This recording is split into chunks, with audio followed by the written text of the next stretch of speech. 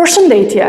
Një situatë e papërqendrimit po ndodh në Shkodër këtë ditë me orkestrën simfonike nga Benet Beci dhe shpura e tij e transportuar nga Tirana për të drejtuar kulturën. Para disa ditësh kemi bërë prezent heqjen e shumë muzikantëve të kësaj orkestre në mënyrë të fshehtë dhe të pabarabartë, përmes një konkursi as pak transparent nga ana e bashkisë, ku sot e gjithë ditën nuk janë shpall fituesit dhe nuk dihet fati i tyre. Ditën e djeshme, në një prononcim të gjatë në media dhe në rrjetin e tij social, drejtori artistik dhe dirigjenti i orkestrës simfonike, zoti Jetmir Barbullushi, lëshoi akuza të rënda ndaj Bashkisë Shkodër dhe Benet Becit, duke deklaruar se e kishin shkarkuar pa dhënë në dieni.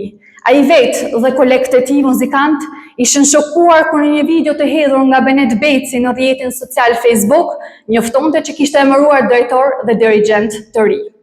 Jetmir Barbullushi është embleme e artit dhe e kulturës mbar shqiptare, si dirigjent dhe kompozitor.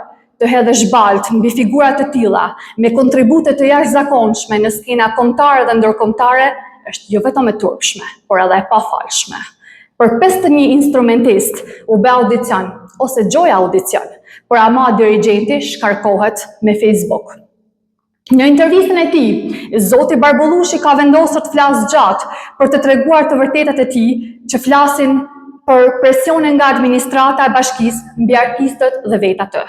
Partia Demokratike i bën thirrje Bashkisë Shkodër dhe Benet Becit të ndalë menjëherë këto stile të vjetra të luftës së klasave mbi artistë të shkodran dhe të kthejë në normalitet funksionimin e orkestrës simfonike, si aseti më i çmuar që kemi.